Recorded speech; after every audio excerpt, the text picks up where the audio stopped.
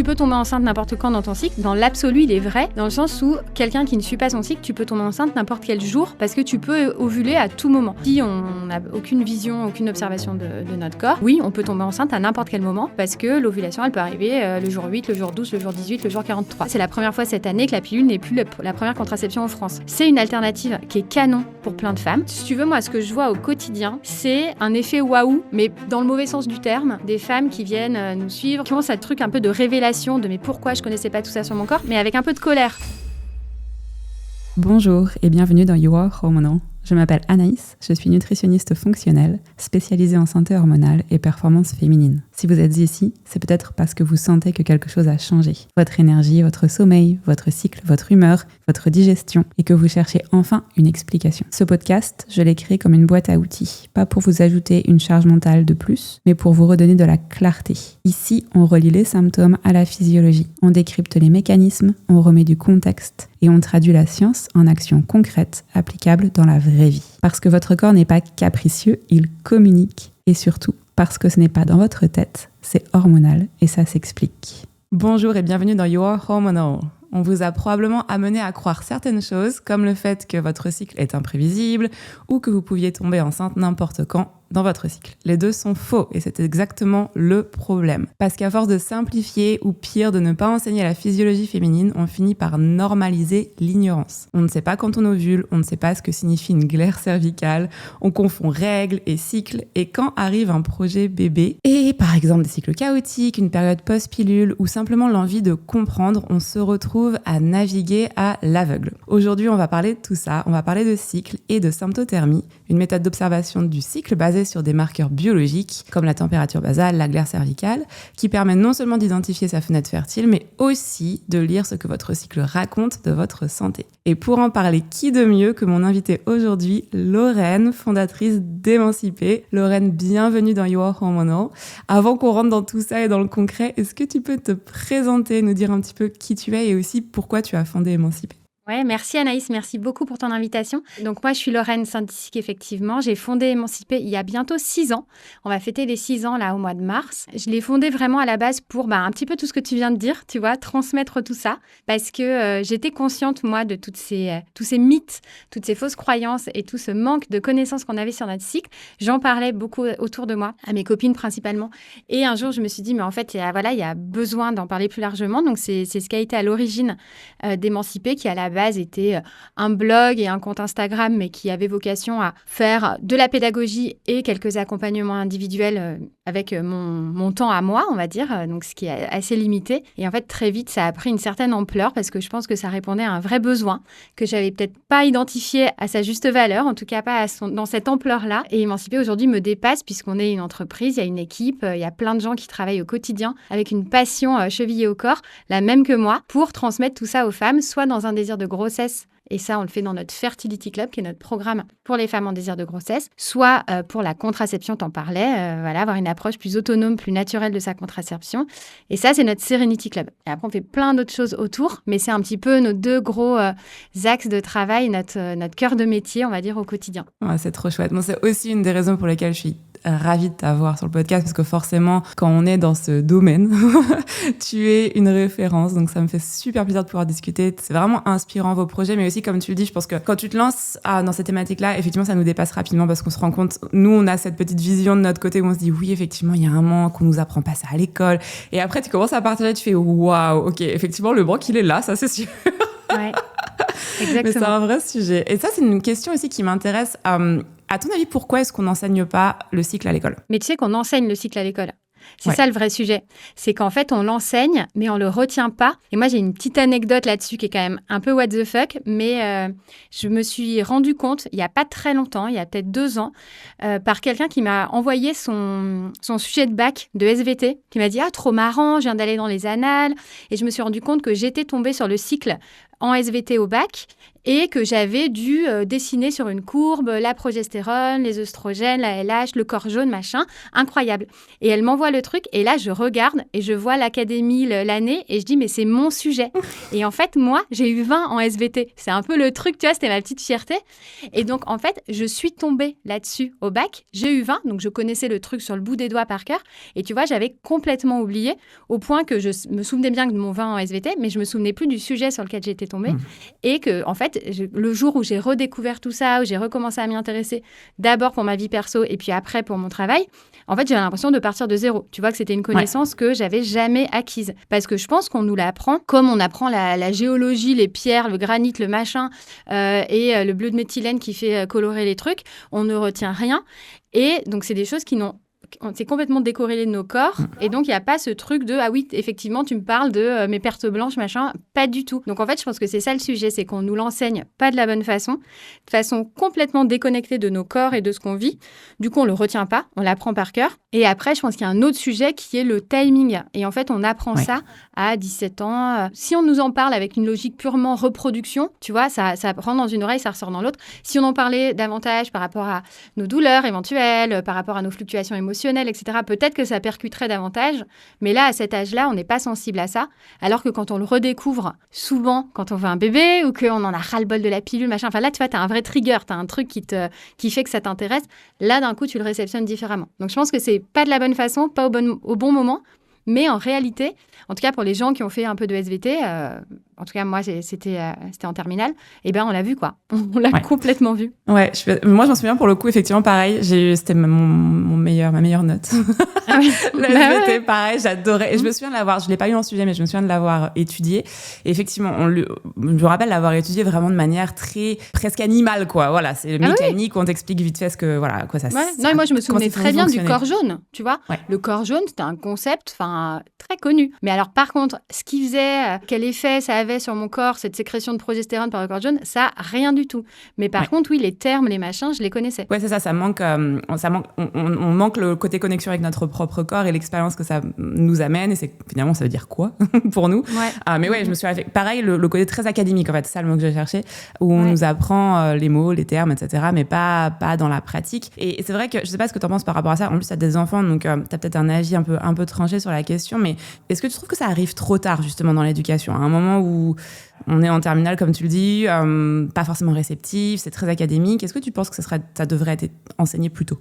Oui. Et en même temps, c'est quoi le bon moment? Tu vois, moi, j'ai aussi une expérience où je suis allée dans des classes de seconde, des classes que de filles, dans des lycées, un lycée à Bobigny, tu vois, avec une médecin, on faisait ça, un binôme toutes les deux pour aller parler du cycle dans les classes de seconde. Et en fait, j'ai jamais autant ramé dans la semoule pour garder l'attention de gens. Alors que moi, j'y suis allée, j'étais trop contente. Je me disais justement, je vais les voir suffisamment tôt, machin et tout, avec mes petits schémas, mes mots un peu, tu vois, très imagés, etc. Et en fait, c'était très compliqué de capter leur attention parce que je pense que c'est aussi un âge, et je le dis avec toute la tendresse que je peux, mais je sais qu'après, par exemple, une fois, on était allé déjeuner avec toute l'équipe pédagogique après, on leur avait expliqué un peu qu'on galérait. Elle nous avait dit, mais en fait, c'est un âge où ils se foutent de tout. Donc bon, et encore une fois, il n'y a aucun jugement dans ma phrase, mais c'est pas évident de capter l'attention. Et tu vois, je m'étais dit, waouh, moi j'ai l'habitude c'est un peu prétentieux, mais des auditeurs, enfin des auditoires un peu acquis entre guillemets, parce que voilà, je suis face à des femmes qui ont fait le choix de venir m'écouter, machin et tout. Donc là, j'avais trouvé ça un peu difficile. Et en fait, après coup, j'avais reçu pas mal de messages me disant c'était hyper intéressant, machin. Donc tu vois, elle voulait pas montrer en front, mais c'était uniquement celle, par exemple, qui avait de l'endométriose. Enfin, tu vois, qui avait des vrais sujets. Donc ça rejoint ce que je te disais, que ça te parle que quand t'as toi un trigger de je veux un bébé, je veux plus d'hormones, ou elle, en l'occurrence, je dérouille tous les cycles. Et du coup, ce que cette dame m'a dit, ça me parle. À part ces cas-là de femmes qui étaient intéressées parce qu'elles vivaient des choses dans leur corps, je pense que limite, c'est déjà encore trop tard.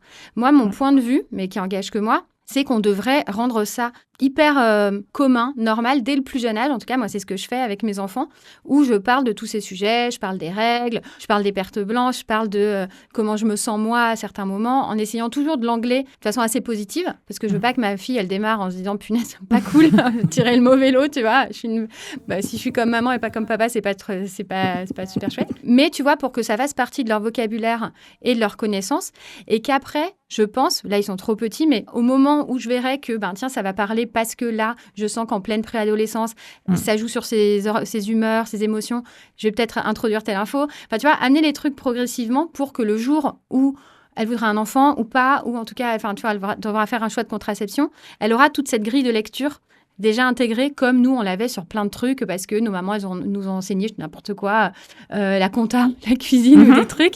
Et du coup, nous, en grandissant, on avait ça d'enseigner. Moi, je pense que ça, c'est bien. Mais ne pas vouloir faire rentrer des connaissances chez quelqu'un qui n'est pas à ce stade-là de sa vie parce qu'en fait, de fait, ça percute pas, quoi. Ouais, je te rejoins complètement. Pour le coup, j'ai pas d'enfant, mais c'est si j'en ai, si c'est une fille, j'aurais à peu près la même approche. Je suis assez d'accord. Mais même avec mon fils, moi j'adore en parler avec mon fils. Je me dis, le gars va être trop bien pour ses copines plus tard s'il sait tout ça. Tu vois, mon fils, mon rêve, ça changera tout. Hein. Mais oui, j'avais lu ça un jour, tu sais, de quelqu'un qui disait que sa fille avait eu ses premières règles à l'école et c'est un petit garçon, enfin un jeune ado, qui avait des tampons ou peut-être des serviettes, pas des tampons, dans son sac et qui lui en avait donné un. Et je me dis, mais moi, mon fils, je veux qu'il soit cette personne-là. Tu vois, celui qui va sauver ses copines parce qu'il sait et que, tu vois, il est un peu équipé, quoi. Donc, qu'on se retrouve pas comme nous avec la honte à l'école. Et la tâche, ouais. Ah ouais, moi, pantalon beige, les premières règles, c'était génial. Ah, bravo. Stop.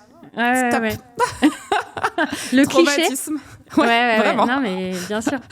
Tu vois, voilà, moi, c'est sur ce genre de trucs que j'aimerais les préparer aussi. Ouais. Et puis après, sur ce socle de connaissances qui, si tu veux, moi, ce que je vois au quotidien, c'est un effet waouh, mais dans le mauvais sens du terme, des femmes qui viennent nous suivre dans nos clubs ou même avec qui j'échange, qui ont ce truc un peu de révélation de mais pourquoi je connaissais pas tout ça sur mon corps, mais avec un peu de colère, tu vois, parce que en général, ça arrive quand elles veulent un bébé, ça arrive pas, elles se rendent compte que elles ont aucune clé de lecture sur leur corps, que il y a des trucs flagrants qu'elles voyaient pas depuis des années, de déséquilibre qui s'étaient installés, qu'elles essayaient, elles faisaient jamais l'amour au bon moment, enfin, tu vois, plein de choses, et ce truc de pourquoi on m'a pas dit ça plus tôt. Donc c'est juste ça, moi, que j'aimerais éviter, que en fait, ces infos existent et que derrière, on les approfondisse quand on y est plus sensible. Quand on est prêt, quand on en a besoin, etc. Ça, je suis 100% d'accord. Ça rejoint aussi ce point du côté formation aussi des professionnels de santé, et notamment des gynécologues. Je trouve qu'on a tendance à toujours dire « Ah, les vilains gynécologues, les vilains… » Là, c'est le cas de gynécologue, mais ça peut être d'autres praticiens. Mais on oublie un peu que le gynécologue, finalement, c'est un peu comme un généraliste de la santé de la femme.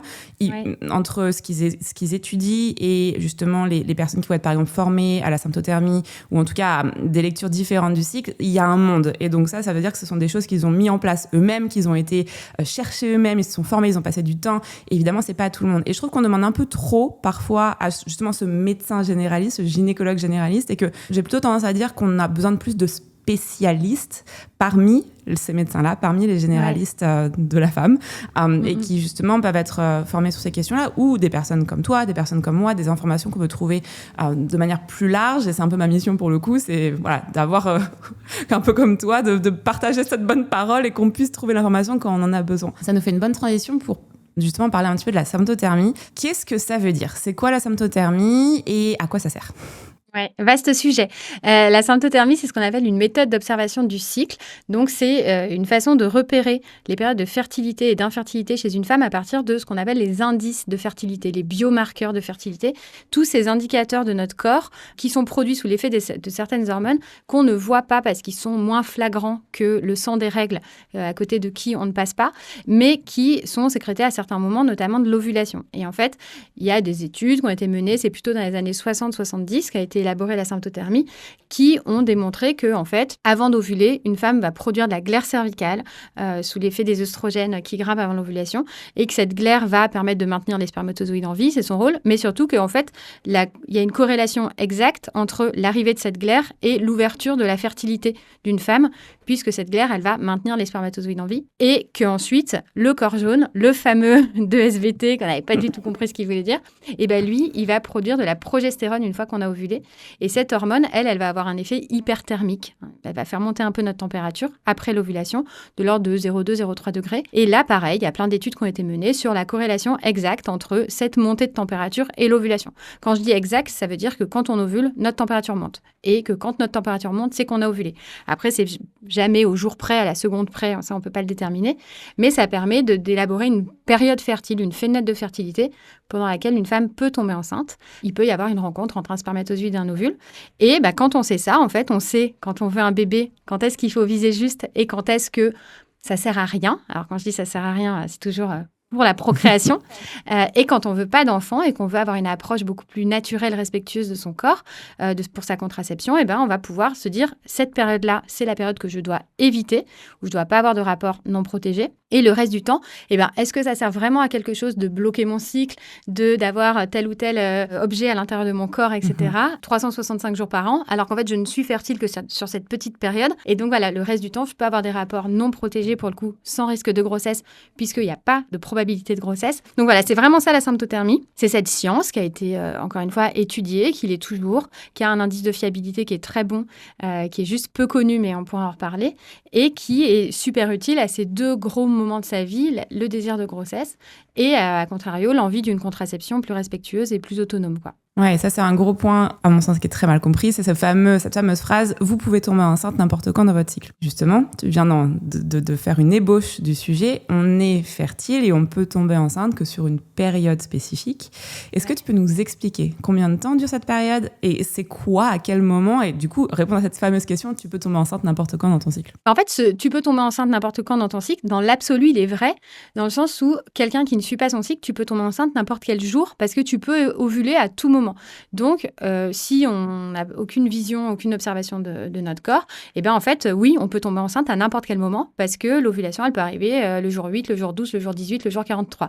Donc ça, c'est vrai. Après, ce qui n'est pas vrai, c'est que, par contre, quand on observe, la période de fertilité, elle est assez courte pour des raisons très physiologiques qui sont qu'un ovule est libéré, ça dure quelques secondes, tout au plus minutes, le moment où l'ovule est libéré, et il a une durée de vie de, on dit, grand max 18 heures. Parfois, on lit même jusqu'à 24 heures. Mais en fait, on va dire entre 12 et 24 heures. Donc ça, c'est le moment où tu as un ovule accessible pour un spermatozoïde dans ton corps. C'est très court, cette période-là. Si un spermatozoïde arrive après, l'ovule s'est désagrégé, c'est trop tard. Mais il peut arriver un petit peu avant. Donc, quand c'est plus l'heure, mais quand c'est avant l'heure, c'est un peu l'heure. Pourquoi? Grâce à cette fameuse glaire cervicale, dont le rôle, c'est de maintenir les spermatozoïdes en vie. Et on dit qu'elle peut les maintenir jusqu'à 5 jours quand on a une glaire de qualité. Donc, la glaire de qualité, c'est la fameuse glaire très crémeuse, très translucide, très étirable, etc. Et donc, un spermatozoïde qui arrive un lundi matin, qu'on a un rapport un lundi matin, où on avait déjà de la belle glaire, et on va ovuler le vendredi, on va pouvoir tomber enceinte, même si on n'a plus eu de rapport de toute cette semaine, parce que le spermatozoïde sera resté dans les cryptes du col de l'utérus, nourri par la glaire, etc. Et au moment de l'ovulation, il passera. Ça nous fait une fenêtre de fertilité de 6-7 jours, en gros. 5 avant, grand max, et 18-24 heures, on disait, après. Là, c'est le moment où, si un spermatozoïde arrive, soit il patiente, soit il est là juste après que l'ovule ait été libéré et il arrive juste après, mais c'est tout. Si tu es avant, tu n'as pas de glaire, un spermato, il meurt en quelques secondes parce que le vagin, c'est très acide. Donc, la glaire, son rôle, je ne l'ai pas dit, mais c'est d'avoir un pH basique qui, justement, crée les conditions propices à la survie des spermatos. Donc, un spermato qui arrive, on va dire, 7 jours avant l'ovulation, il est muerto. Un spermato qui arrive 36 heures après l'ovulation, il n'y a plus d'ovule et il est de nouveau muerto parce qu'il n'y a plus de glaire non plus. Donc, ça nous fait cette période entre les deux qui est très physiologique. C'est bête et méchant. Avant, il n'y a pas d'ovule. Après, il n'y a pas d'ovule. Et il n'y a pas les conditions de survie des spermatozoïdes. Donc, voilà, ça nous fait cette fenêtre-là. Et cette fenêtre-là, elle peut arriver, encore une fois, tôt dans le cycle, plus tard. Parfois, c'est régulier, parfois, c'est irrégulier. On ne sait jamais. Mais quand on observe tout ça et qu'on voit arriver la glaire et qu'après, on voit monter la température sous l'effet de la progestérone et assécher la glaire, preuve qu'il n'y a plus d'œstrogène au taquet, on sait que voilà, on a balisé la période. Ouais, trop bien. Merci pour cette explication. C'est vraiment clair. J'aime bien rappeler ça, c'est que oui, on peut effectivement, comme tu dis, tomber enceinte n'importe quand on ne suit pas son cycle, quand on suit son cycle, on sait quand ça arrive, idéalement. Et j'aime bien rappeler que quand on me pose la question, oui, mais du coup, pourquoi est-ce que je devrais prendre une contraception tous les jours si je suis fertile finalement, moi, une fois dans le mois.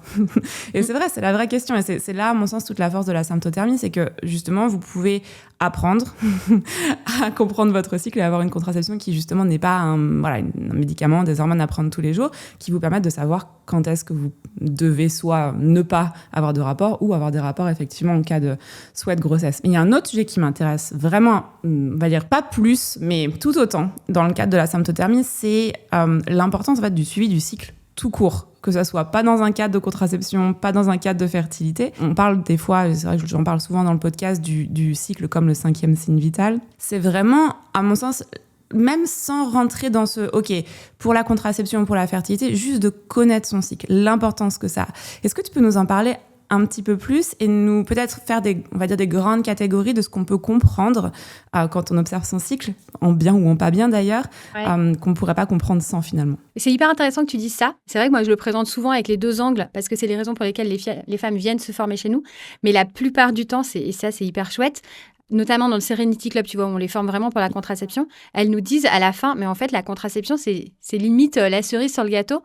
Mais en fait, tout ce que j'ai compris, tout ce que j'ai découvert, tout ce que je décode aujourd'hui, c'est ça qui est passionnant. Et en plus, ça peut me servir de contraception. Mais effectivement, ça devient une clé de lecture du cycle au quotidien qui est incroyable. Et au-delà du fait qu'on va repérer cette période fertile, on va pouvoir lire plein de choses. La chose qu'on voit beaucoup, qui est un vrai sujet aujourd'hui parce qu'on a des ovulations de moins en moins bonne qualité pour plein de raisons, c'est ce qu'on appelle les phases lutéales trop courtes. Donc la phase post-ovulatoire qui, au lieu de durer normalement en moyenne 14 jours, va durer moins longtemps. Et quand elle est à moins de 11 jours, c'est vraiment problématique et c'est le signe qu'on n'a pas assez de progestérone. Et ça, en fait, tu vas le voir en symptothermie parce que tu vas compter, à partir de ta première température haute, combien tu en as. Et ça va être une raison qui va expliquer plein de choses, notamment le syndrome prémenstruel. Un fort syndrome prémenstruel, souvent, c'est lié à une insuffisance en progestérone. Et tous les symptômes qu'on va avoir en fin de cycle, très émotionnels, d'irritabilité, de fatigue, etc., et puis parfois physique, de douleur mammaire, machin, ça peut être très lié à ça. Donc, ça va te donner cette clé-là. Et moi, il y a tellement de femmes qui me disent « Punaise, mais enfin, je comprends. » Tu vois, tout ce que je percevais avant de tous ces trucs, en fait, c'est lié à ça. Donc, ça va te permettre de voir ça. Ça va te permettre vraiment de pouvoir voir ton équilibre entre œstrogène et progestérone, qui est la clé d'un cycle équilibré. Et tu vas voir que parfois, tu as trop d'œstrogène. Donc, tu as plein d'épisodes de glaire, trop de glaire, de la glaire tout le temps. Alors que la glaire, elle est quand même censée être plutôt circonscrite à la période préovulatoire. Tu vas avoir des spottings en phase post-ovulatoire. Ça va être le signe que la progestérone ne maintient pas assez bien l'endomètre, que c'est son rôle à la progestérone. Tu vas avoir ces fameux symptômes de SPM. Tu vas avoir une température qui est en dents de scie. Et tu vas voir que justement, tu n'as pas un équilibre, tu n'as pas ta progestérone qui se maintient. Tu vas avoir une température qui reste haute pendant les règles. Et là, tu vas dire, tiens, j'ai peut-être un climat un peu inflammatoire. Enfin, tu vois, là, je te fais... C'est pas exhaustif comme liste, je te dis certaines choses comme ça, mais ça te permet de voir tous ces signes vraiment dans les clés de lecture de la sympto. Et après, tu vas voir tous les symptômes qui apparaissent à certains moments et qui sont hyper intéressants aussi. On parlait du SPM en fin de cycle, mais tu peux avoir d'autres symptômes à certains moments. Et j'en fais partie, tu as des femmes qui vont avoir toujours une migraine au moment de l'ovulation. Et d'autant plus si tu vas manger certains aliments qui sont riches en histamine. Or, les œstrogènes activent l'histamine. Et donc, tu vas avoir ce cercle vicieux. Et ça, en fait, moi, pendant des années, je disais, je suis migraineuse. Tu vois, mais en fait, j'avais jamais tilté que c'était toujours au même moment, à l'ovulation et pour le coup, aux règles aussi. Alors, les règles, je m'en rendais plus compte, mais l'ovulation, pas du tout. Parce que je savais pas, moi, quand est-ce qu'elle avait lieu, machin. Donc, tu vois, tu vas te mettre à avoir cette récurrence de symptômes et pouvoir te dire, en fait, j'ai un sujet là à creuser parce que ça, c'est cyclique, ça revient toujours au même moment. Alors que sinon, d'habitude, tu navigues à vue et tu es là juste, ouais, moi, j'ai mal au sein. Ah ouais, t'as mal au sein quand ? Je sais pas, j'ai mal au sein. Moi, j'ai pas de libido. Enfin, voilà, donc ça te donne une corrélation entre ce que tu ressens et tes hormones. Et en fait, les hormones, elles guident tellement de choses chez les femmes. Il y a, dans nos ressentis, il y a tellement d'éléments qui sont liés à nos hormones que d'un coup, tout fait sens. Ou même sur, je sais pas, les cheveux, la peau, tu vois, tous ces trucs où on se dit, ah ouais, c'est quoi le rapport ? En fait, il y a un énorme rapport. Ouais, non, c'est fou. Quand on commence à creuser, moi, c'est ça qui m'a passionnée aussi quand j'ai commencé à me former. Et quand je suis les femmes, je demande effectivement à quoi ressemble le cycle. On regarde et on étudie le cycle pour tout un tas de raisons, comme tu l'as dit. Comprendre les SPM, comprendre tel ou tel symptôme. Ne serait-ce que même comprendre, là encore, on peut se dire, OK, c'est potentiellement que dans le cadre de la fertilité, mais non, mais distinguer finalement, est-ce que je saigne parce que j'ovule ou est-ce que je saigne parce que je saigne ? Parce que j'ai eu des variations hormonales, mais qu'en fait, je n'ovule pas. Typiquement, j'ai beaucoup de femmes qui disent, non, mais moi, c'est bon, j'arrive pas à tomber enceinte, j'ai des problèmes de fertilité, mais j'ai un cycle régulier et ça veut pas dire qu'il y a des ovulations. Donc typiquement dans un projet de fertilité, ça va poser problème de pas avoir d'ovulation. Mais ça permet de creuser tous ces éléments-là, de comprendre les symptômes et ce point sur les migraines.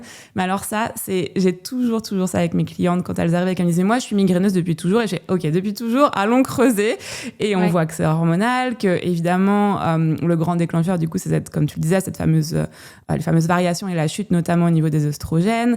donc typiquement juste avant les règles par exemple, et on se rend compte qu'en fait non, quand on commence à justement voir ces symptômes, comprendre à quel moment ils arrivent, ok, la migraine elle est toujours à J-2 par exemple des règles, et du coup on travaille là-dessus, on essaye donc quand on dit on travaille, on va travailler sur la nutrition, sur les habitudes, sur le style de vie, sur l'alimentation, la micronutrition, potentiellement travailler avec des professionnels de santé sur un apport hormonal substitutif, par exemple la progestérone, et on va se rendre compte, en fait, non, on n'est pas migraineuse.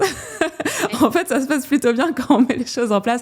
Typiquement, souvent, autour des oestrogènes, il y a énormément d'éléments qu'on peut commencer à ajuster via l'alimentation, via soutenir la détoxification, etc. Évidemment, la digestion. Et on se rend compte que non, les migraines, elles disparaissent et que ça n'avait rien à voir avec « je suis migraineuse et je dois prendre un médicament tous les mois ». Ouais, et puis sur les migraines, tu vois, tout ce que tu dis, c'est passionnant et c'est ce qu'on fait, nous aussi, beaucoup, d'aider les femmes à rééquilibrer. Et puis, parfois, tu as juste à pas aller t'auto-saboter. Et les migraines, c'est beaucoup ça. Tu vois, tu as ce lien, donc ce cercle vicieux entre l'histamine et les oestrogènes. Et parfois, il suffit de pas aller chercher ces aliments riches en histamine qui vont rajouter une couche. Et tu vois, c'est bon, typiquement, il y a des listes un peu partout, mais c'est le vin, la banane, le chocolat, les avocats. Et moi, j'étais capable, avant de le savoir, me taper un avocado toast avec une banane, un verre de vin et un carré de chocolat en plein dans ton verre. Et là, si tu veux, mais fallait que j'aille me coucher, tu vois, parce que vraiment, j'avais la barre, la migraine qui passait pas. Et après, quand tu suis ton cycle, que tu es consciente de tout ça, oui, tu peux faire plein de trucs pour rééquilibrer les hormones, les remonter, etc. Et ça, c'est hyper important. Et puis, parfois, tu peux juste éviter ces petits éléments qui, tu sais, vont mettre le feu aux poudres. Et si tu allumes pas le feu, tout de suite, ça va beaucoup mieux. Donc, tu vois, tu te mets à avoir une vision beaucoup plus éclairée, beaucoup plus consciente de ton corps. Et sans devenir obsessionnel, un robot, à tout caler sur ton cycle, tout réfléchir, machin. En vrai, on est tellement cyclique que il faut. Enfin, tu vois, s'en passer, ce serait passer à côté d'énormément de choses qui peuvent nous faciliter la vie, quoi. 100%. Ce côté aussi, quand tu as un diagnostic, par exemple, comme moi, l'endométriose, c'est pareil, vu que je suis mon cycle, je sais qu'à tel moment du cycle, il faut que je commence à faire attention à tel ou tel aliment. Typiquement, il y a un moment de mon cycle où je bois plus de café. Il y a plusieurs petites choses que j'ajuste. Et ça, si je ne suivais pas mon cycle, je ne le saurais pas. Et ça fait... C'est incroyable la différence que ça fait et c'est juste des petits ajustements. On parle même pas d'aller prendre quoi que ce soit d'autre que juste changer ses aliments et quelques habitudes. C'est vraiment puissant à mon sens. Il y a ce côté que tu disais tout à l'heure aussi pour la vie sociale ou ajuster en fonction de son cycle aussi parce qu'on a des énergies différentes en fonction du cycle, des envies différentes. Je donne toujours cet exemple. Il y a une étude qui avait été faite qui m'avait fait rire parce que c'est anecdotique par rapport, on a envie de dire, à tout, l'ensemble des symptômes et l'ensemble de tout ce qu'on peut comprendre à travers le cycle. Mais ça m'avait fait rire ce côté, l'impact qu'a l'ovulation sur le visage et notamment la symétrie du visage autour de l'ovulation. Et du coup, je m'étais dit, vas-y, je vais traquer ces trucs-là parce que quand j'ai des photoshoots à faire ou être filmée à certains moments, je vais essayer de faire ça autour de mon ovulation. Mais c'est des exemples un peu anecdotiques et un peu drôles. Tu l'as remarqué ou pas ? Tu l'as confirmé ? Ouais, je l'ai remarqué. Je sais pas si c'est juste parce que tu te sens mieux aussi autour de l'ovulation et que, voilà. Mais non, visuellement... Si tu fais un avant-après sur les photos, je trouve ça assez flagrant. C'est moins... Il faudrait que je le refasse. Je m'étais amusée à faire un selfie par jour, tous les jours de mon cycle. Il faudrait que je le refasse, c'était il y a longtemps. Mais oui, il y a plein de trucs sur les traits, la rétention d'eau, on va être plus gonflé, moins gonflé. Exactement. Les cheveux, c'est hyper intéressant. C'est fou. Quand tu commences à creuser là-dessus, tu te dis, OK, je peux aussi ajuster certaines choses de mon quotidien, au lieu d'essayer de forcer à des moments du cycle où c'est pas du tout le bon moment et ça passe pas, justement, essayer de passer ça à des moments où t'es plus, on va dire, amené à typiquement être plus sociable ou faire des choses qui sont avec des gens, alors que par exemple pendant tes règles t'as pas envie. Et puis tu sais, sans aller sur des trucs de sociabilité comme ça, mais cette adaptation, moi j'avais fait un post mais qui a été partagé par tous les coiffeurs de France, c'était trop drôle, sur l'évolution des cheveux chez les coiffeurs de France, j'exagère volontairement, au cours du cycle. Et en fait, nos cheveux, notamment le sébum, tu vois, évoluent. Et en fait, je suis sûre que toutes les femmes, je suis pas la seule, on a un rythme de shampoing. Tu vois, c'est tous les 2 jours, tous les 3 jours, tous les 4 jours, tous les jours. Mais tu as ta règle immuable que tu respectes. Et en fait, en phase préovulatoire, tu as les cheveux beaucoup plus gras de fait. Et si tu veux forcer la vie, avec tenir ton rythme de shampoing, tu passes des journées de merde parce qu'en fait, tu vas avoir les cheveux beaucoup plus gras et il faut juste se dire, si moi, mon rythme, c'est tous les 3 jours, quand je suis avant mes règles, c'est tous les 2 jours. Et vas-y. Et au moins, on s'en fout des principes, mais là, au moins, je vais pas avoir ce 3e jour qui, en fait, de fait, est hyper gras parce que j'ai la progestérone au taquet et voilà. Et tu vois, ça pareil, c'est des petits trucs tout bêtes et très futiles et voilà, évidemment que c'est pas grave, mais en même temps, ça facilite le truc et moi, il y a tellement de femmes qui me disent mais merci parce qu'avant j'avais mon truc non, c'est pas mon jour du shampoing. Je peux pas, c'est pas aujourd'hui. Et du coup, je passais une journée à me dire mon Dieu, mais je me sens mal, tu vois. Donc voilà, c'est des détails, mais pas tant que ça. Après, dans le quotidien, c'est hyper agréable d'avoir cette lecture-là. Non, je suis d'accord. Qu'on ait des problèmes de cycle ou pas, ça facilite la vie de comprendre son cycle. Mais bien sûr. Ça nous fait aussi une transition sur ce point que tu disais tout à l'heure sur la fiabilité. Avant qu'on parle des marqueurs qu'on observe et pourquoi on les observe, je voudrais qu'on parle un petit peu justement de la fiabilité parce qu'il y a beaucoup de choses qui sont partagées et qui sont fausses, notamment par certains praticiens, sur la fiabilité de la symptothermie. Donc, est-ce que tu peux nous en dire un petit peu plus et peut-être comparer, on va dire, avec les méthodes un peu phares qu'on connaît qui sont la pilule et le préservatif? Alors, pour les contraceptions, il y a un indice international qui s'appelle l'indice de Pearl, donc c'est PEARL, qui est le taux de fiabilité d'un contraceptif. Donc ça, c'est un consensus international pour évaluer une contraception. Et on distingue dans cet indice de Pearl l'efficacité théorique et l'efficacité pratique. L'efficacité théorique, c'est dans les conditions parfaites d'élaboration, sans aucune, comme il a été fait dans un labo. Quel est le taux de fiabilité de la contraception, sachant qu'aucun n'est fiable à 100%, c'est toujours pareil, à part l'abstinence. Donc même la vasectomie, même la ligature des trompes, même le stérilet, on a toujours des échecs de ces contraceptifs-là. Donc aucun n'est à 100. Et après, tu as l'efficacité pratique, et là, c'est dans la vraie vie, avec les aléas d'utilisation, les erreurs de l'utilisateur. Donc, on a ces 2 taux pour toutes les contraceptions, sachant que c'est, du coup, tu as des tableaux comparatifs qui sont sur le site de l'OMS, sur le site de Santé publique France pour nous. Et donc, voilà, c'est pas des... Lorraine, elle nous a dit ça parce qu'elle fait de la symptothermie, elle trouve ça cool. Non, pas du tout. Moi, je cite ces tableaux-là, mais c'est pas des chiffres que je sors de mon chapeau, c'est des chiffres internationalement partagés. Et donc, par exemple, pour la pilule dont tu parles, le taux de fiabilité théorique, il est de 98%. Donc déjà, tu vois, c'est pas 100. Même si on faisait parfaitement bien sa prise de pilule, il y a toujours 2 grossesses non désirées par an parce que le taux de fiabilité, il est calculé comme ça. On prend 100 femmes pendant 1 an et on compte combien ont eu une grossesse non désirée. Donc, pour la pilule, c'est 2 en théorie et en pratique, c'est 7. On est à 93% de fiabilité pratique. Ça veut dire qu'il y a 7 femmes par an qui ont des grossesses non désirées sous pilule. Et en général, on le sait, on a toutes... Enfin, moi, j'ai une de mes meilleures amies qui a vécu ça, et qui a un petit garçon qu'on adore d'ailleurs. Mais normalement, on a à peu près conscience de ce taux d'échec. Le stérilet, tiens, ça c'est intéressant parce que c'est à peu près le même. Pratique et théorique. Pourquoi ? Parce qu'il n'y a pas d'aléa d'utilisation. Il est là. N'oublie pas, tu l'enlèves. Voilà. Il est là, sauf si tu le gardes 18 ans et au bout d'un moment, clairement, il ne marche plus. Mais voilà. Le préservatif, c'est 98, je crois, en théorie, 97 et 85 en pratique. Donc, ça veut dire que tu as 15 grossesses non désirées sous préservatif par an. Et la symptothermie, c'est hyper intéressant parce que le taux de fiabilité théorique et pratique est assez proche, donc un peu comme le stérilet. Pourquoi ? C'est pas que tu n'as pas d'aléa d'utilisation, c'est juste qu'en fait, tu as une conscience de l'utilisateur beaucoup plus grande et donc un taux d'échec dans la vraie vie beaucoup plus faible parce que tu as cette vision très éclairée du cycle. Quand tu oublies ta pilule, tu sais pas si tu étais en plein moment où tu risquais d'ovuler. Quand tu as ton préservatif qui a craqué, tu sais pas si tu étais en train d'ovuler. Là, tu es conscient toujours de prendre un risque. Et donc, en théorie, il est à 99 et en pratique, il est à 98,2. Ça veut dire qu'en fait, sur les populations étudiées, il y a eu des grosses cohortes pour la symptothermie pendant des années. Et chaque année, il n'y avait que 2 grossesses non désirées. Sachant que la précision hyper importante à faire, c'est qu'on parle de couples formés, donc avec des formatrices qui les ont accompagnés, qui ont contrôlé leur cycle avec eux. Et c'est l'unique condition pour avoir ces taux-là. C'est pas j'ai téléchargé une appli qui marche bien, c'est pas j'ai suivi un petit webinaire en ligne, c'est pas j'ai lu un livre, tout ça, non. C'est je me suis formée, j'ai appris les règles et je les ai pratiquées avec une formatrice. Ça, c'est indispensable. Mais quand on remplit ces conditions-là, c'est des femmes qui ont un taux de fiabilité pratique très bon parce que c'est ce qu'on disait tout à l'heure, quand c'est plus l'heure, c'est plus l'heure, quand c'est pas encore l'heure, c'est pas encore l'heure. Et quand on est conscient de cette période-là, qu'on la respecte, il n'y a pas de raison d'avoir de grossesse non désirée. Donc, il va y avoir ce petit 2%, mais voilà, comme tous les autres contraceptifs, mais pas plus que ça. Et ça, c'est hyper intéressant de l'avoir en tête parce que parfois, quand tu fais ce choix-là de contraception, qui est aujourd'hui encore considéré comme un choix un peu alternatif, tu peux avoir, dans le regard des autres, cette sensation d'être complètement taré, de jouer avec le feu et de quitter la sécurité pour l'insécurité.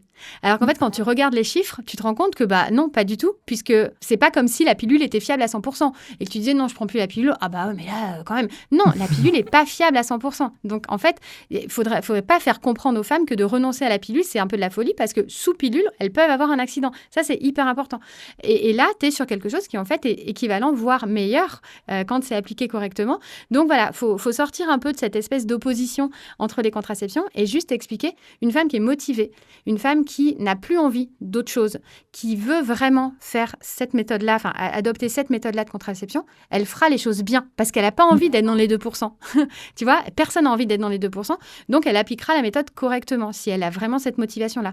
Tout comme une femme, si on était plus éduqué sur les taux de fiabilité, etc., peut-être qu'on prendrait la pilule de façon bien meilleure ou en tout cas, tu vois, on serait un peu plus au taquet sur les éventuels décalages d'heures de prise, si je l'ai vomi, si j'ai eu la diarrhée, machin, tu vois, on aurait cette conscience-là. Donc, voilà, il faut faire confiance aux femmes qui ont cette motivation-là et qui sont prêtes à faire les choses bien parce que, en fait, dans ce cas-là, elles ont un taux de fiabilité qui est très bon et qui n'a rien à envier aux autres modes de contraception. Ouais, c'est hyper important parce que c'est souvent ce qui revient chez mes clientes qui ont peur, justement, quand elles me disent voilà, moi je me sens prête, je veux plus de la pilule, mais j'ai peur, j'ai vraiment peur. Et souvent d'ailleurs, c'est des clientes qui ont déjà tout essayé, c'est-à-dire que le stérilet leur correspondait pas, le stérilet au cuivre ne leur correspondait pas, et donc finalement elles ont plus d'options si elles veulent pas retourner sur un traitement hormonal. Et elles ont peur parce qu'on leur fait peur, effectivement, pour ça, parce qu'on leur dit que mais ça va pas. Et c'est souvent vu un peu comme un truc de hippie. Alors je sais pas, c'est pas trop. Je sais pas si c'est pareil un peu partout. C'est un peu moins le cas ici aux États-Unis quand même, mais quand même, ça reste un truc, soit un truc de religieuse, soit un truc de hippie. C'est vraiment exactement ce qui ressort le plus souvent. C'est l'un ou l'autre. mais même moi, on essaye de mettre des étiquettes. En ce moment, c'est ça. Je sais pas pourquoi. En ce moment, les gens ont envie de mettre les autres dans des cases et moi, on a envie de me mettre dans une case. Donc, j'ai des journalistes qui m'appellent et on veut savoir, par exemple, si je suis ultra catho. Parce que je peux pas parler de ces sujets-là sans être ultra catho. Hippie, je sais pas. Ça doit pas se voir sur ma tête, on doit se dire elle est pas hippie. Je sais pas, c'est pas moi qui fais le délit de faciès. Mais on me met rarement dans cette case-là. Mais on a envie de me mettre dans une case d'extrémiste anti-IVG, anti-pilule. Mais tellement pas, mais pas du tout. Et en fait, je pense que c'est aussi pour ça qu'Émancipée a pris cette ampleur-là. C'est parce que, est-ce que j'étais la première, j'en sais rien, mais en tout cas peut-être avec cette visibilité-là, à parler aux femmes sans aucun dogme, sans aucun avec un respect total de tous les choix, de tous les machins, de toutes les religions. Enfin, nous, dans le Serenity Club, on a des femmes, on en a des cathos, mais il y a des juives, il y a des musulmanes, il y a énormément d'athées, enfin, il y a des hippies, il y a tout ce que tu veux, mais parce qu'en fait, c'est juste des femmes qui ont envie de se réapproprier leur corps. Et je pense que c'est assez nouveau d'avoir cette approche très objective du sujet. Mais sinon, oui, on va vite te juger comme une folle qui va boire le sang de ses règles à la pleine lune sous un arbre dans la forêt, tu vois, ou comme quelqu'un qui va avoir 19 enfants parce que de toute façon, tu vois, elle se protégera jamais. Oui. Alors que, voilà, non, il y a pas de case. Moi, je suis ni dans l'un ni dans l'autre. Toutes les femmes qu'on forme non plus. Et voilà, c'est juste parce que je pense qu'on est dans cette période d'entre-deux où jusqu'à présent, c'était peut-être un peu plus ça. Et où là, on est à un moment où il y a un rejet de plein de choses. Les femmes, il y a de plus en plus d'études sur les effets secondaires de la pilule. On se rend compte de choses. Tu vois, c'est la première fois cette année que la pilule n'est plus la première contraception en France. Le stérilet au cuivre est passé devant. Ça veut tout dire. Le stérilet au cuivre, c'est une contraception où tu as ton cycle. Donc, il y a cette prise de conscience, cette recherche d'alternative. C'est une alternative qui est canon pour plein de femmes, qui n'est pas du tout adaptée pour d'autres. Voilà, il faut juste faire confiance à ces femmes-là et pas vouloir les mettre dans des cases parce qu'il n'y a rien de moins dogmatique ou quoi que ça. On est juste en train de parler de nos corps, en fait. Tu vois, c'est tout. De nos pertes blanches, de notre glaire cervicale, et c'est tout. Tu vois, c'est tout. Donc, et ça, c'est hyper important de le rappeler. 100% d'accord, il y a aussi ce point où on nous décourage un peu parce qu'on nous dit que c'est très compliqué.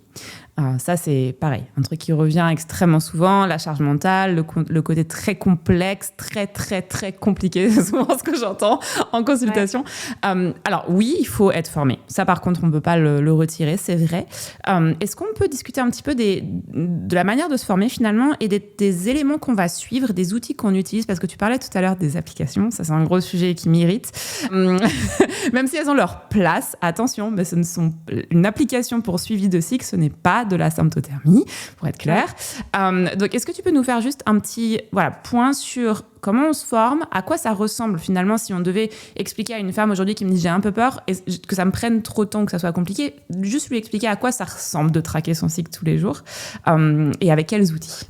Comment on se forme? Ça, c'est très important, effectivement. Ça demande pas, c'est pas 8 ans d'études, hein, mais ça demande d'apprendre la méthode. Donc, il y a des règles à respecter. Et ça, même nous, on fait plein d'articles sur notre site. On essaye de faire le plus de trucs pédagogiques possible. Mais jamais on va vraiment expliquer les règles parce que ça s'enseigne dans leurs détails vraiment précis.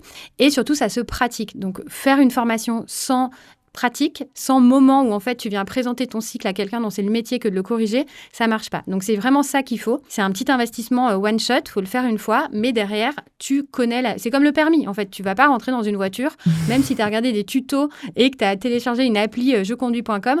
Non, en fait, il faut qu'il y ait quelqu'un à côté de toi qui passe le frein à main avec toi, qui le lève à un moment donné parce que tu as oublié et qui t'explique les choses. C'est exactement pareil. Par contre, une fois que tu as eu ton permis et ton code, donc tu vois, il y a aussi la théorie et la pratique, c'est vraiment pareil. Tu conduis jusqu'à ta mort, enfin un peu avant en général c'est mieux de s'arrêter, mais voilà, c'est tout. Donc ça c'est vraiment la base et après on y va.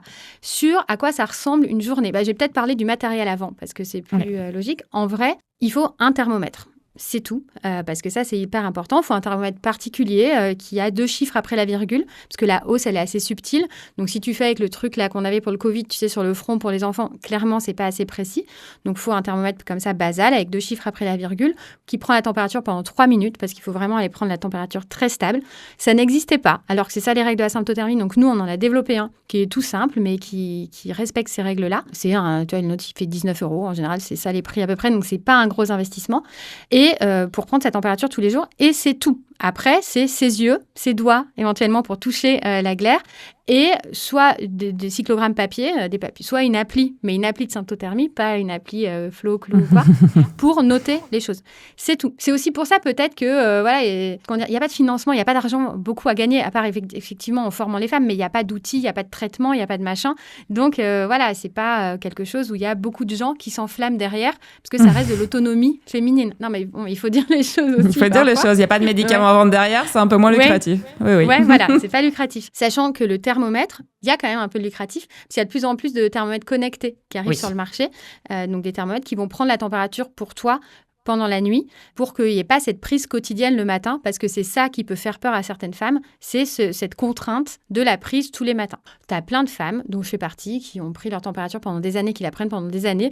Moi, clairement, je suis encore complètement vaseuse, je me mets le thermomètre dans la bouche, parce qu'on n'est pas obligé de le mettre dans le vagin ou dans les fesses, c'est important de le dire. Dans la bouche, c'est tout à fait OK.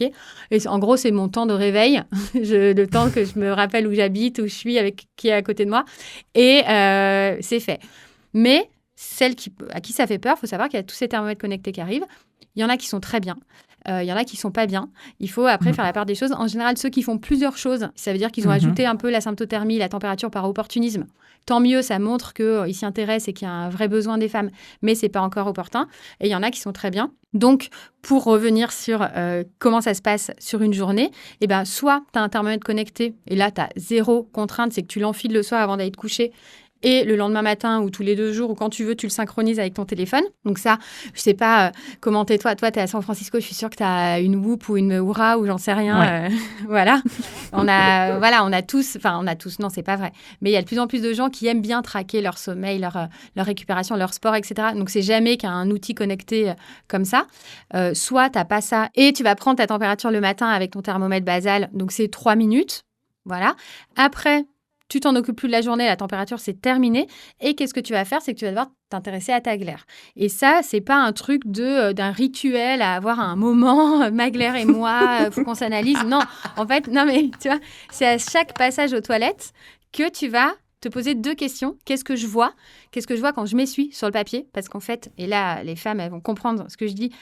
Parfois, c'est pas que de l'urine qu'on essuie, il y a de la matière, il y a cette fameuse sécrétion qui évolue, qui est parfois crémeuse, parfois pâteuse, parfois collante, et puis parfois hyper translucide et tirable, comme du blanc d'œuf cru. Donc, qu'est-ce que je vois et qu'est-ce que je ressens? Est-ce que ça glisse Est-ce que c'est mouillé? Est-ce que c'est sec? Est-ce que c'est neutre? Et ce ressenti, cette sensation, c'est à la fois au moment où tu t'essuies et parfois même au cours de la journée. Quand on est en pleine ovulation, on peut avoir la même sensation que quand on a nos règles, que le sang s'écoule, c'est qu'on va vraiment sentir un écoulement, cette sensation très, très mouillée. C'est ces 2 trucs qu'il faut regarder. Et à la fin de la journée, on fait un peu le bilan. Donc, soit tu as une mémoire de poisson rouge, ce qui est parfois mon cas. Donc, tu vas noter au moment où tu es aux toilettes des trucs de ouf que tu viens de voir. Genre, j'ai vu le blanc d'œuf cru. Soit tu as une mémoire un peu meilleure et tu vas attendre la fin de la journée et tu vas noter la meilleure qualité de la journée. Et c'est tout, en fait. Il n'y a que ça à faire. La température le matin, la glaire tout au long de la journée avec un bilan en fin de journée. Et en fait, tous les jours, tu es dans une observation au jour le jour. Jamais d'anticipation, jamais de je machin. Non. Comme les applis le font, disent tu vas ovuler dans 3 jours. Non. Là, tu es au jour le jour. Et en fait, tu vois ta courbe se dessiner sous tes yeux, ton pic de glaire se dessiner sous tes yeux. Et il y a un moment où tu vois que pouf, ça monte. Qu'en même temps, tu as eu un pic de glaire et ça s'est asséché. Et c'est là qu'il faut avoir pratiqué parce qu'il y a des règles d'interprétation au-delà de l'observation. Et tu vas pouvoir conclure et dire, OK, ça y est, je suis rentrée dans la période infertile ou je suis en plein dans ma période fertile ou que sais-je. Mais c'est tout. Et au final, quand tu regardes à l'échelle de la journée, si tu y as passé 5 minutes, 6 minutes, c'est à tout casser. Et ça, c'est uniquement si tu prends ta température manuelle. Si tu la prends avec un thermomètre connecté, on tombe à 2 minutes, tu vois. Donc, il ne faut pas voir ça comme une charge, comme du temps. Sur le côté charge mentale, en fait, la température, c'est un sujet, on l'a vu, c'est au réveil. Mais après, ça devient le truc le plus intuitif, instinctif du monde. Et même, tu te dis, mais comment je passais à côté de ça chaque fois que j'allais aux toilettes? Si tu veux, tu te dis, mais c'est flagrant, en fait. Donc, il n'y a pas un truc de, tu sais, de concentration, je te disais, d'observation. Non, en fait, c'est que tu vois le truc et tu dis, ah ouais, mais bien, évidemment. Oui, j'ai de la glaire, effectivement. Donc, tu vois, c'est pas un effort, c'est un constat. Et en fait, c'est tout. Tu vois, c'est tout. Et encore une fois, ça t'apporte tellement de connaissances, de compréhension. Quand tu vas avoir cette fameuse migraine et puis que tu vas avoir ta glaire blanc d'œuf cru, tu vas dire, vas-y, c'était ça. Ou quand tu vas avoir ta température chuter alors que tu étais hyper irritable, tu vas dire, ah ben voilà, c'est mes règles qui arrivaient. Donc, en fait, c'est hyper intéressant et ça prend le dessus sur cette petite charge en temps quotidienne. Maintenant que je te dis ça, il y a des femmes pour qui c'est trop. Parce qu'elles n'ont pas confiance du tout en elles, parce qu'elles ne voient pas du tout leur glaire et ça ne leur parle pas, parce que certaines femmes en postpartum ont des bébés qui se réveillent 8 fois dans la nuit, elles se disent qu'elles ne vont jamais y arriver. Enfin, il y a toujours des cas particuliers, on en discute, on voit, mais il n'y a pas de raison. Enfin, tu vois, tu ne rentres pas dans quelque chose d'ultra contraignant dans la vraie vie. Ça peut faire peur, mais en vrai, très vite, tu fais tomber un peu le fantasme. Tu dis, ah bah oui, non, franchement, ça va. Et ça vient très vite. Moi, je pense que c'est aussi le point que je rappelle souvent à mes clientes, c'est que ça paraît compliqué au début, et il faut s'y mettre, ça c'est sûr. C'est un petit commitment quand même, mais ça devient vite un automatisme. Et c'est vrai qu'après, on se pose même plus la question, typiquement, parce que souvent mes clientes me disent, mais attends, mais il faut que j'aille observer, il faut que je prélève ma glaire. C'est pas si compliqué que ça. Ben non. Vous pouvez, si vous voulez expérimenter, vous pouvez, mais c'est pas si compliqué que ça. Après, c'est vrai qu'il y a des méthodes qui sont un peu plus, qui rajoutent aussi la position du col de l'utérus, enfin l'ouverture du col de l'utérus. Bon, ça, là, on commence à être... Déjà, c'est optionnel dans ces approches-là. Exactement. Moi, je l'ai pratiqué. C'est vrai que moi, je trouve ça fascinant parce que forcément, ça me fascine de voir que ton col est ouvert. Tu fais what? J'arrive à sentir si mon corps, c'est incroyable, si ton col est ouvert ou pas, mais c'est vraiment optionnel. Je sais que j'en parle parce que j'ai quand même des clientes qui l'ont vu, je pense, dans des livres ou en ligne, et qui du coup se sont paniquées. C'est vraiment un qu'on appelle un add-on. Si on peut le mettre en plus, mais c'est tout à fait optionnel. C'est pas en plus, c'est à la place pour le coup. À la place. C'est pour les femmes qui ont très peu de glaire ou sont pas du tout à l'aise avec l'observation de la glaire, ça leur parle pas, et ben le col de l'utérus, ça peut être une alternative vachement bien, parce que donc le col de l'utérus en 2 mots, mais effectivement on a la glaire qui évolue sous l'effet des œstrogènes, mais le col aussi, il remonte, il s'entrouvre, il se ramollit au moment de l'ovulation, et donc si on va le toucher tous les jours, donc le col, c'est la petite zone qui fait la jonction au fond du vagin avec l'utérus, et ben on va voir ces évolutions. Et tu as certaines femmes pour qui ce côté très cartésien, en fait. Enfin, tu sais, c'est objectif, c'est à combien j'enfonce mon doigt et à combien en profondeur, quoi, de doigt, et à combien je peux un peu introduire mon doigt dans ce petit trou du col de l'utérus. Et il y en a pour qui c'est vachement plus clair et qui d'un coup disent « Ah oui, mais ça me parle ». Donc voilà, ça reste 1%, je pense, des femmes qui pratiquent la sympto. Mais pour certaines, c'est génial. Et par contre, en symptothermie, on analyse toujours la glaire ou le col, mais pas les deux en parallèle. En début de cycle, tu choisis l'indicateur que tu vas observer et tu fais pas les deux parce que sinon, tu as trop d'infos. Et c'est là où tu vas après avoir des trucs qui peuvent être contradictoires ou j'en sais rien et t'induire en erreur. Un point qui est hyper important dont on parlait tout à l'heure, c'est que justement, quand vous commencez à faire ça, vous allez aussi observer si la glaire, elle change et qu'elle change dans des circonstances qui ne sont pas les bonnes ou qui ne sont pas normales. Et c'est aussi hyper intéressant parce que vous pouvez observer s'il y a le moindre souci, vous allez vous en rendre compte très rapidement. Ouais. Et quand on sait l'importance de la glaire pour la fécondation, la glaire, c'est génial pour la symptothermie parce que c'est ce qui permet de savoir qu'on entre en période fertile, mais c'est pas ça son rôle. C'est pas pour la sympto. Son rôle, c'est ce maintien des spermatozoïdes en vie. Et donc, sans glaire, il n'y a pas de fécondation possible. Et parfois, tu as des femmes en essai bébé qui se rendent compte qu'elles n'ont pas de glaire ou qu'elles n'ont jamais une jolie glaire qui évolue jamais en qualité. Et ça, c'est un sujet. Et donc, après, tu vas travailler là-dessus et voilà, tu vas essayer de comprendre pourquoi, machin. C'est quelque chose qui peut être un frein à une grossesse et qui est très sous-coté aujourd'hui. Alors même qu'on en est bien conscient, la pilule, un de ses modes d'action, tous les contraceptifs, les progestatifs, c'est de venir compacter la glaire pour la rendre impropre à la survie d'un spermatozoïde. Donc, on a créé des contraceptifs sur cette glaire parce qu'on sait que sans elle, il n'y a pas de fécondation. Mais, à contrario, tu vois, quand on en parle pour la fécondation, on dit « Oh non, on s'en fout ». Ben non, on s'en fout pas parce que vous voulez la bloquer parce que vous savez bien qu'elle est importante. Donc voilà, il faut redonner ces lettres de noblesse à la glaire. 100%. Ça, pour le coup, je te rejoins à 100%. C'est vraiment massivement sous-coté. Encore plus quand tu l'étudies un peu dans l'univers anglophone et en anglais où on parle de mucus. Alors là, pour se déconnecter de sa glaire. C'est moche. Justement. Moi, je rêve qu'on puisse changer le nom. Mais comme c'est le nom c'est tout le monde, physiologique. C'est le terme. Oui, puis c'est le terme médical. Moi, je vois des gens qui parfois appellent ça l'élixir, le machin. Si tu arrives devant ton gynéco et que tu parles d'élixir, clairement, il va se moquer de toi. Déjà, glaire cervicale, il y en a qui sont pas open, mais au moins, ils connaissent le terme et ils savent que c'est rigoureux, quoi. Mais donc, voilà, malheureusement, on est obligé de dire ça, mais c'est pas très beau et c'est pas glam, quoi. Ouais, et c'est un vrai point parce que c'est vrai que pour le coup, c'est un red flag dans un parcours de fertilité si, justement, il n'y a pas de glaire et qu'il n'y a pas de glaire ou pas au bon moment ou pas le bon type. Ouais. Et ça, on peut pas le savoir si on l'étudie pas. Donc, je suis assez d'accord, c'est ultra sous-coté. Ouais. Un petit mot sur les applications rapidement, parce qu'on en a parlé, alors j'ai effleuré le sujet. Les applications, pourquoi ? Alors, sauf si ce sont des applications de symptothermie dans lesquelles on rentre nos informations, bien sûr, mais applications, comme tu le disais, Flow, Clue, etc. Quel est le problème et pourquoi on ne peut pas les considérer comme fiables pour prédire, par exemple, elles prédisent justement, ou pour déterminer son ovulation plutôt ? Parce que justement, ces applis, donc tout à l'heure, on disait la symptothermie, c'est une méthode assez moderne, des années 60-70. Avant, on avait d'autres méthodes naturelles, dont la méthode Ogino, qui a été élaborée dans les années 20 et qui est une méthode qu'on appelle de calcul calendrier, enfin de calcul où on prédit l'ovulation en fonction des derniers cycles.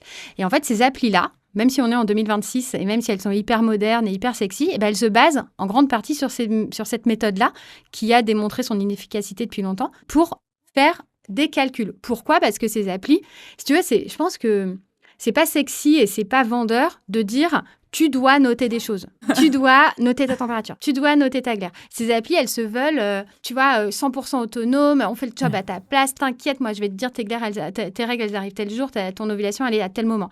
Donc, elles se basent sur ces règles-là qui sont complètement fausse parce qu'il n'y a rien de plus prévisible que l'ovulation. Alors moi, il y a plein de femmes parfois qui m'écrivent, qui me disent « Mais si, moi, Clou a toujours raison. » Oui, parce que peut-être tu as un cycle ultra régulier, il a de la chance, mais il suffit qu'un jour tu sois stressé, tu sois fatigué, tu vives un chagrin d'amour, un changement de job, un déménagement, que tu voyages, et là, ils vont tomber à côté parce que ton ovulation va être décalée. Donc, c'est des applis qui sont, sur leur principe même de base, pas fiables. Après, de plus en plus, elles ajoutent, ils ont compris. Donc, ils ajoutent la glaire cervicale, la température. Et tu peux, si tu l'utilises de façon hyper intelligente, en pratiquant la symptothermie, les utiliser presque comme appli de notation. Sauf qu'elle va quand même toujours te faire sa prédiction parce que c'est là-dessus que repose leur algorithme. Mais tu peux intégrer ces données-là. Ce qui ne va pas, c'est si tu les utilises seules en disant « J'ai eu mes dernières règles tel jour, la durée moyenne de mes cycles est de 27 jours. » Débrouille-toi avec tout ça et dis-moi tous les mois quand est-ce que je vais ovuler. Ça marche pas. Après, tu as des applis, effectivement, 100% de symptothermie qui, là, ne font aucun calcul prédictif qu'une anticipation et où là, tu es juste dans cette notation au jour le jour. Parce qu'il y a plein de femmes pour qui le papier, ça saoule. C'est plus simple d'avoir ça dans ton téléphone. Non, mais c'est vrai. Et du coup... mais c'est pas ces applis-là qui vont te dire... Tu sais, celles qui mettent une zone verte, une zone rouge, machin... Ça, c'est hyper dangereux. Et pareil, je le dis souvent avec... donc moi, j'ai une Whoop, j'ai eu Oura avant. Oui, ça calcule votre température, c'est vrai, mais ça reste une prédiction. Bon, hein. Non, Whoop, ils sont incroyables sur le sommeil, la récup. Moi, j'ai testé plein de trucs là, je l'ai depuis un mois. Je trouve ça fou. La précision, par contre, sur la température, vraiment, c'est cata. Tu vas voir, ça va s'améliorer un peu. Moi, j'ai vu c'est ce que là... je me suis dit. Ça a pris bien 6 mois avant que ça commence à être un petit peu mieux. Mais non, c'est pas... il faut pas se fier là-dessus. C'est, encore une fois, c'est une prédiction. Et la température, elle est pas assez précise, quoi qu'il arrive. Oura est meilleur. Si je dois parler d'Oura.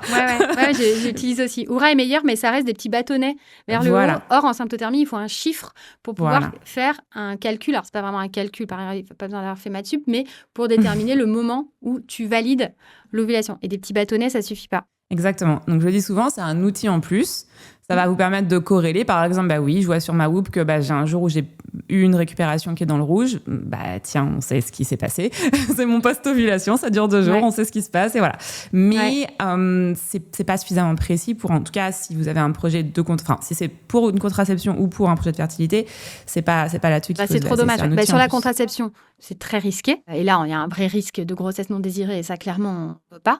Et sur les essais bébés, tu peux perdre un temps fou parce que si tu suis bêtement ce qu'ils te disent et que toi, en fait, t'ovules pas du tout à ce moment-là et que, comme beaucoup de couples, il y a un moment où ça va bien, les rapports tout le temps, mais tu as un peu envie de te reposer et que tu te reposes et qu'en fait, c'est maintenant que t'ovules. Et moi, j'ai vu tellement de femmes où c'était ça. En fait, ils se sont rendus compte qu'ils ne faisaient jamais l'amour pendant leur période de fertilité.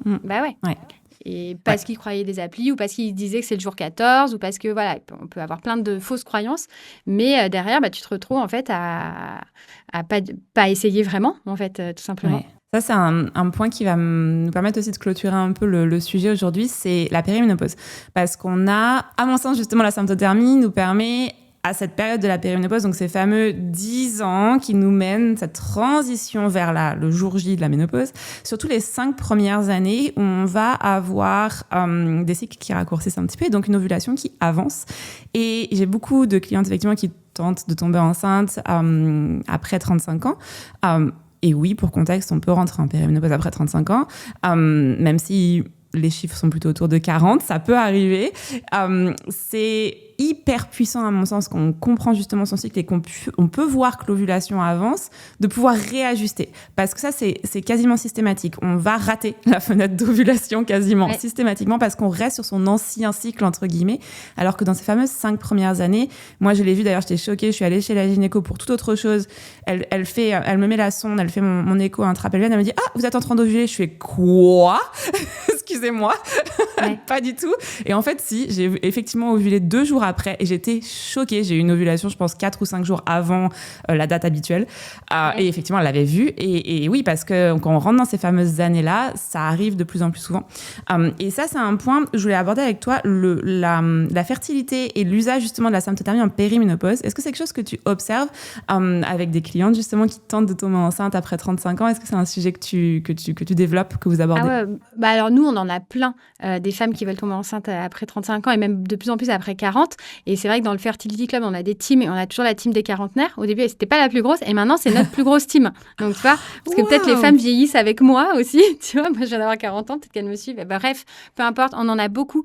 Et là, effectivement, évidemment que la symptothermie est utile, mais pas que. C'est tout le reste qu'on met en place autour qui va vraiment les aider. Mais après, sur la contraception aussi, parce que je pense qu'on a beaucoup de femmes qui, en fait, arrivent à un moment de leur vie où, on va pas se mentir, tu fais plus l'amour tous les jours. Donc, ce truc de prendre un contraceptif quotidien pour bloquer ton cycle 365 jours par an, quand toi, tu as 2 rapports par mois et c'est déjà pas mal, tu te dis, tu vois, je dis pas que quand on vieillit, on fait moins l'amour, hein, c'est pas non plus. Mais bon, de fait, quand tu es dans un couple parfois plus installé, couple de longue durée, Et donc là, tu as de plus en plus de femmes qui, tu vois, se rendent compte que le jeu en vaut plus la chandelle et veulent venir se former à ce moment-là. Donc dans les 2 cas, nous, on a plein de femmes après 35 et même après 40 ans. Et en fait, la symptothermie, c'est tout à fait OK parce que justement, comme tu es toujours au jour le jour, il y a des moments où tu vas avoir t'ovules hyper tôt, tu vas ovuler au jour 9, tu vas dire « Wow, j'aurais pas prédit celui-là. » Et si. Et voilà, que tu sois dans un objectif ou un autre, tu vas soit favoriser, soit éviter les rapports, mais Il y a pas de sujet. Ça devient moins lisible, moins prévisible. Il faut être d'autant plus prudent parce que parfois, c'est du tout à rien Erratique. d'un cycle à l'autre. Mais oui, nous, on en a plein. Et moi, je trouve ça génial parce que c'est un moment où, justement, si tu bloques ton cycle avec une pilule, par exemple, tu vas passer à côté de plein de choses et tu vas te retrouver, à subir, à pas vivre du tout cette période-là en conscience. Et donc, tu as plein de femmes qui ont envie de pouvoir l'accompagner. Mais ça va aussi avec le fait d'avoir des cycles naturels. Et du coup, si tu veux pas d'enfant, de faire attention. Si tu veux des enfants, d'être vraiment en totale maîtrise de ce cycle qui commence à se dérégler un petit peu et qu'il ne faut pas louper, quoi. Ouais, optimiser le plus possible aussi, ouais. Merci beaucoup pour tout ça. Un peu en conclusion, il y a des questions que j'aime bien poser.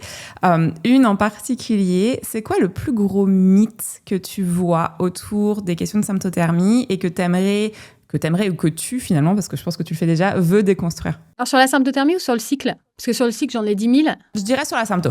Que c'est dur. Franchement, parce que vraiment, et moi, je le vois notamment dans mes copines. Je forme souvent mes copines, et donc elles me disent les trucs sans langue de bois, tu vois. Et toutes, elles me disent, t'avais raison. Tu vois. En fait, t'avais raison. Parce qu'elles arrivent à reculons, elles disent, je sens qu'elles se disent, allez, vas-y, il faut que je fasse plaisir, je vais essayer son truc et tout. Et en fait, à chaque fois, elles finissent par me dire ça et j'ai des vocaux trop rigolos de, en fait, tu vois, j'ai bien réussi. Hein. Et donc, voilà, vraiment casser ce mythe de la charge mentale, du truc qui va casser toute spontanéité dans les rapports, qui va ruiner ta sexualité. Au contraire, tous les couples, en général, retrouvent une sexualité grâce à ça. Parce que, du coup, ils ont plus de conscience, plus d'échanges, plus de communication. Très souvent, vraiment, ça apporte tellement de positif dans la vie qui écrase le négatif. Après, évidemment, moi, ça me passionne et j'ai peut-être une vision un peu biaisée, mais c'est aussi beaucoup des retours que j'ai. Donc, il faut casser ce mythe de la peur et de la contrainte et se dire juste, et au pire, à quoi bon, j'essaye. Tu vois, s'il faut faire marche arrière et refaire poser un stérilet, au moins, j'aurais essayé. En connaissance de cause. Exactement. Et est-ce qu'il y a quelque chose que tu as découvert récemment, que ça soit un nouvel outil ou une nouvelle pratique, ou quelque chose de nouveau qui concerne le cycle, la fertilité, ce grand chapeau qu'on aborde depuis tout à l'heure, que tu voudrais partager? Franchement, la Whoop, je trouve ça génial et j'en ai testé des objets connectés parce que moi je suis très biohacking, tout ça me passionne et j'ai testé un peu tout ce qui se faisait, mais ça c'est pas ouf sur le cycle, on l'a dit. En revanche, sur l'impact de tout ce qui gravite autour du cycle, de la fatigue, la mauvaise récupération après une séance de sport, l'alcool, etc., sur le sommeil et ce fameux score de récup du matin, c'est énorme et je trouve ça d'une finesse et d'une précision incroyable. Donc, ça, c'est un peu ma révélation des dernières semaines où ça me passionne. Et quand on corrèle tout ça, aussi, là, j'ai fait un cycle Robocop où je portais tout. J'avais la Oura, la Whoop, le Thème Drop. Les tests urinaires hormonaux prouvent et mon thermomètre le matin. Et donc, j'ai mis tout ça les uns en dessous des autres. Et tu vois l'alignement parfait de tous les indicateurs, ma progestérone qui montait, ma température sur tout, la Whoop un peu moins bonne, mais voilà. Et en fait, je me dis, mais waouh, en fait, à l'intérieur de mon corps, tout ce qui se passe pour que tous ces outils le détectent. Tu vois, c'est incroyable. Donc, ça me passionne tout ça. J'adore que tu parles de ça parce que la Whoop, pour le coup, je l'utilise depuis 8 ans, depuis longtemps. Ah ouais, donc j'ai vu l'évolution entre la catastrophe du début et là où on en est aujourd'hui. Moi, je l'utilise principalement pour le sommeil, justement, et je suis passée... Parce que le sommeil, on le sait, ça va absolument tout impacter. Moi, j'ai de l'endométriose, donc je suis encore plus attentive à mon sommeil et à ma récupération. Je suis passée avec, on va dire, il y a 1 an et demi, 2 ans, quand j'ai commencé à vraiment m'y mettre, à environ 45 minutes de sommeil profond par nuit. Donc pas bien. Pas bien. À 2 heures minimum maintenant. Juste en traquant, tu vois. Juste en regardant et en ajustant, du coup, avec les recommandations que moi, je connais, ou de par mon éducation, évidemment, mais juste en ajustant et en regardant, c'est affolant. Ce qu'on peut faire avec ces outils-là, moi, c'est pareil, ça me passionne. J'ai un peu tout testé aussi. Donc 2 heures, c'est incroyable, bravo. Ouais. Maintenant, si je fais moins de 2 heures, c'est que j'ai passé une mauvaise nuit. Donc, et j'ai dit à même pas 1 heure avant. Je te dirai si j'arrive à te rattraper. on va faire un petit leaderboard, une petite. Mais mon mec, il est trop drôle. Il a tous ses potes, ils se suivent sur la Whoop. Et du coup, il se traque les lendemains de soirée. Et donc, on a un ami qu'on adore. Lui, il arrive à être à 1% de récup. Ça m'est arrivé une fois. Et en fait, ah ouais, mais lui, il met des têtes de mort, quoi. En fait, tu vois, mec, c'est très grave. Donc, on va pouvoir se faire ça, Steven. Ça m'est arrivé une fois. Ouais, avec grand plaisir. Ça m'est arrivé une fois, le 1%. Je peux dire, j'étais pas bien après. Ah ouais, mais moi, je me lève pas. Moi, je veux pas vivre cette journée, quoi. Ah ouais, non, quelle horreur. Elle est pas intéressante à vivre cette journée, je te confirme. Ouais. En tout cas, merci 1000 fois, Lorraine. Merci pour cet échange. Est-ce qu'il y a des éléments que tu voudrais partager par rapport à Émanciper, des nouveautés, des choses que tu voudrais nous présenter? Je sais pas quand on sort ton épisode, mais on a plein de nouveautés. On a un tracker, un décodeur de cycle qu'on vient de sortir, un décodeur qui va sortir la semaine prochaine pour communiquer au sein du couple sur où on en est dans son cycle, un truc que tu mets sur ton frigo ou dans ta cuisine. Donc ça, c'est vachement bien. J'adore ce truc. Je suis trop fan. Ça faisait des années que je voulais faire ça. Donc on a ça, on a nos clubs qui ouvrent, mais encore une fois, ça dépend de quand sera ton épisode, mais le Fertility Club, le Serenity Club, s'il y en a qui veulent se former, peut-être que tu pourras mettre les infos pour voir si on est dans les périodes d'ouverture de club ou pas. Mais voilà, non, sinon... c'est très bien. Trop chouette. Vraiment, merci pour cette conversation. J'ai adoré échanger avec toi. Évidemment, je m'en doutais, mais c'est confirmé. Merci à tous. Je mettrai les informations de Lorraine en commentaire de l'épisode. Si je devais résumer un petit peu nos échanges aujourd'hui, et notamment autour de la symptothermie, c'est que la symptothermie, c'est vraiment une lecture de votre physiologie qui va transformer votre cycle en données utiles au même titre que tout le reste, le sommeil, la digestion, l'énergie, et que finalement le cycle c'est pas juste un petit événement mensuel comme ça qui arrive et qu'on aimerait bien cacher. C'est une orchestration hormonale en continu et que quand vous observez tous ces symptômes, la glaire, la température basale, le timing, etc., ça va pas seulement vous permettre de repérer une fenêtre fertile, mais ça va aussi vous renseigner sur finalement la façon dont votre axe hormonal fonctionne, mais aussi vous montrer potentiellement des déséquilibres qui méritent d'être pris au sérieux. Je le rappelle souvent, mais le cycle, c'est un indicateur de santé, c'est un signe vital, et c'est important de l'observer et de le comprendre. Ça a aussi une conséquence très concrète. Quand on sait lire ces marqueurs, on arrête de naviguer à l'aveugle, que ce soit pour éviter une grossesse ou au contraire pour un projet de fertilité. Et tout ça, c'est pas une promesse marketing, ça dépend vraiment de méthodes rigoureuses, prouvées scientifiquement, d'un vrai apprentissage, d'un cadre clair, et encore une fois, pas juste d'applications qui devinent à votre place. En tout cas, merci pour votre écoute. Si cet épisode vous a aidé, envoyez-le à une amie. C'est très souvent comme ça que l'éducation commence. À très vite dans You Are Hormonal.